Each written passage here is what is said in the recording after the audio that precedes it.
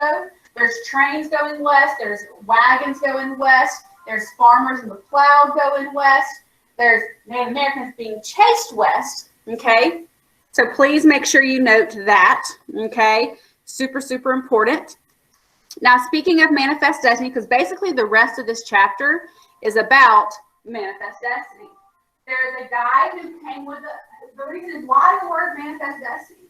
There's a newspaper editor who came up with the phrase, and people in the 1840s just ran with it. Okay, the guy was a newspaper editor. His name is John L. O'Sullivan, and he says, the American claim is by the right of our manifest destiny to overspread to possess the whole of the continent, which Providence, meaning God, has given us for the development of the great experiment of liberty.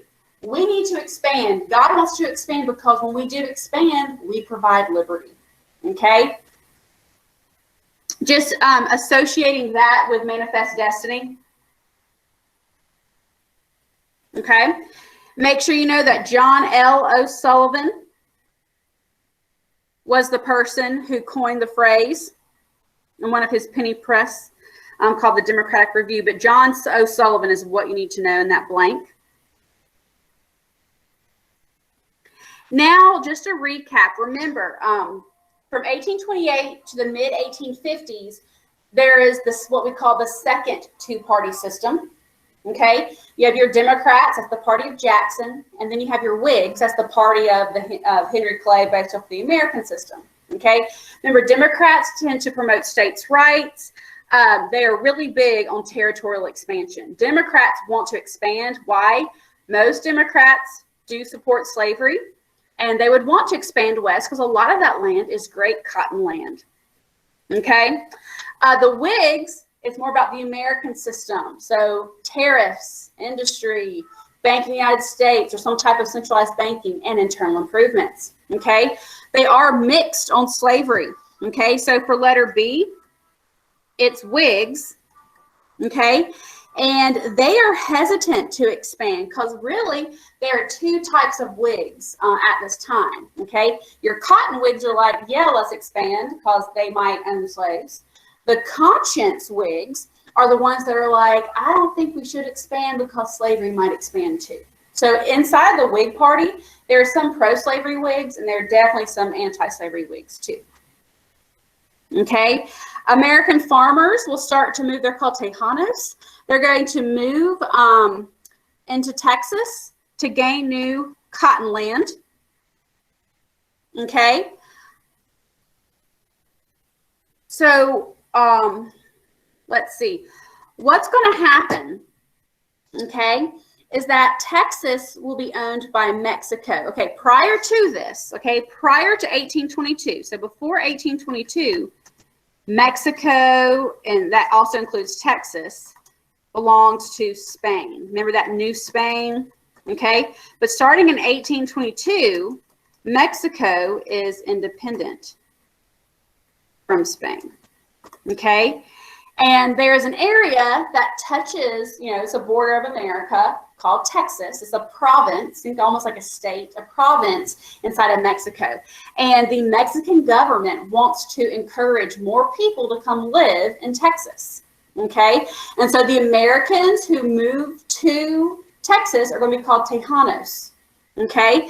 And there's, if you're like if you're a recruiter, and you're trying to recruit people to move to Texas, you're going to be called an impresario.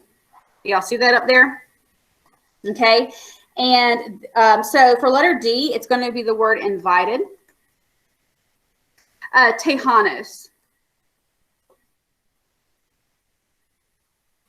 Okay. And again, like people, a lot of Southerners will move to Texas and become Tejanos because Texas is great for growing cotton, okay? There were some rules, okay? You had to, like, get permission so they know that you're there. You also had to practice Catholicism. You also had to learn Spanish, okay? And at first, there was no slavery. That's the blend. No slavery, and you must convert to Catholicism, okay?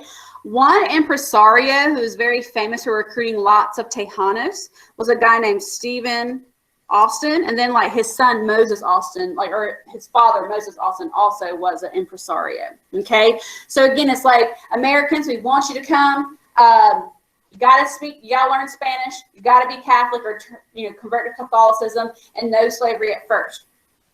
What's going to happen though is those impresarios were too good at their jobs, and more Tejanos, those Americans, are going to outnumber the Mexicans living there 3-1 eventually.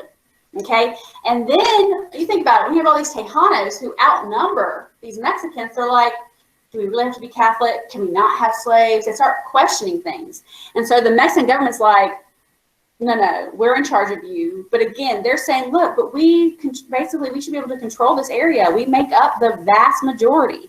And so what's going to happen, letter I, there's a guy whose last name is Santa Anna. It's like Antonio de Lopez de Santa Anna.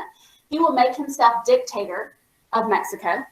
And his agenda is like, take down Texas and make sure that people know, those Tejanos know that Texas is part of Mexico and they need to follow the rules. Okay? And so the Texan Revolution will begin when Santa Anna and the military, the Mexican military, invades Texas and the Tejanos. Okay?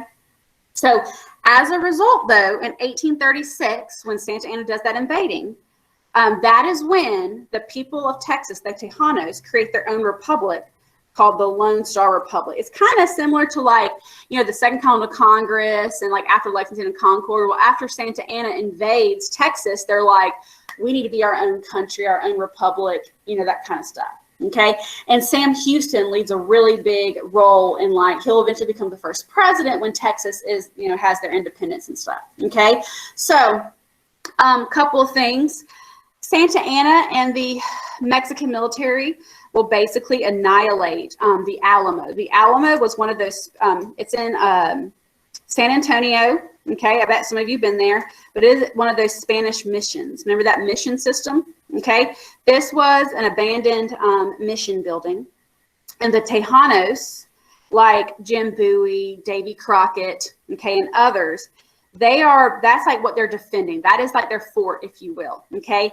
And for months and months and months, the Mexican military just laid siege on that fort. And eventually, though, okay, the Mexican military will take it over and everyone inside the Alamo will die, okay? And this becomes a battle cry for the Lone Star Republic. Remember, the Alamo becomes like a battle cry because like the Spanish, did they really have to annihilate every single person there? No. Okay. Then what's going to happen is I told you how they become the Lone Star Republic and they have their own president and stuff.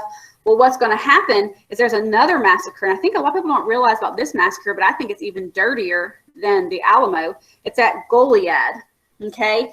Which, this was a slaughter. It was really nasty. And so those two, the Alamo and the Goliad massacre, really become like they got to get back at Santa Anna. Okay. Remember I told you that Sam Houston is going to become Texas's first president. Okay. So now we're on the backside. What's going to happen is that near the end of 1836, there is a battle right after Goliad massacre at San Jacinto. Okay, and that is where like the Tejanos really rally, after these massacres. Okay, they will actually capture Santa Anna and take him as prisoner. Okay, when he is in jail by the Tejanos, Santa Anna signs a document. It's kind of like you're like being held at gunpoint. Okay, and he grants Texas's independence. Okay, so now it's 1836. Texas is their own republic, basically. Okay, that same year, Texas, the Republic of Texas, asked America to be annexed into the USA. Annexation means something that exists already that would be added to another place. Okay, so Jackson and Martin Van Buren, they get that request for Texas annexation. They say no, they table it because they know that Texas would most likely be divided into like 6 or 7 states, and it might be slave states. And it's like, we don't want to go there yet. Missouri Compromise line, that's like, we don't want that to make that decision as president. Let's table it. So letter O is slavery. Okay, so what's going to happen is that, do you see eventually people like Santa Anna, when they get out of jail and stuff, they're going to go back and say, I was forced at gunpoint to sign that paper. Thus, I'm not going to acknowledge that that treaty that says Texas is independent. And that's a big reason for a war that we'll get to Monday. Okay.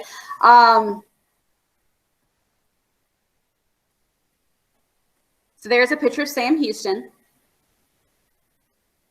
And that is Texas's first flag. Okay, it's, remember, they are a republic. Think like their own country, if you will. And they're the Lone Star Republic. Okay, here's another one of those interesting facts.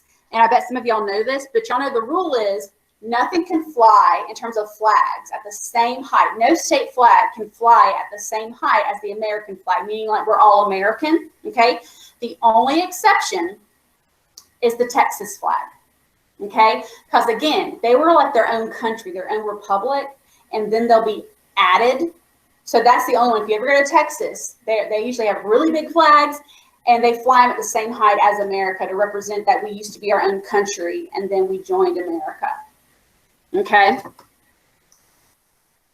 I'll show you that Monday. So next we're going to do the Oregon country. This is just some background information. Okay, so there it is right there. Okay, and you can see it goes into what is present day Canada. So I think there's an English thing. Okay, America and England both claimed Oregon, and both are going to want all of it. Okay, the British said, look, we have this very lucrative Hudson Bay Fur Company. Okay, we said we also did too. And remember John Jacob Astor? It's the fur trader, Astoria, A-S-T-O-R. Okay, they're saying, look, we have claims to it too. Okay, and so what they're going to do, because they don't want to go to war, they're going to agree. Okay, awesome, Jenna. Just send me a screenshot if you can. Okay. They're like, look, we'll just jointly occupy it. Let's just table it. We got a lot going on. Let's just jointly occupy it. Well, in the 1840s, it's like, okay, now let's see who gets to own it. Okay. And so you'll see, remember how Spain gave up its claim to Oregon with the Adams-Onis Treaty? That means we get it, okay? What do we want? We want everything you see in green, which is all the way up to the 54th parallel, okay? So you see, we want, just know, we jointly occupy it with England right now, but starting in 1844, we're going to say, we want all that green. We want 54th, all the way up to the 54th parallel.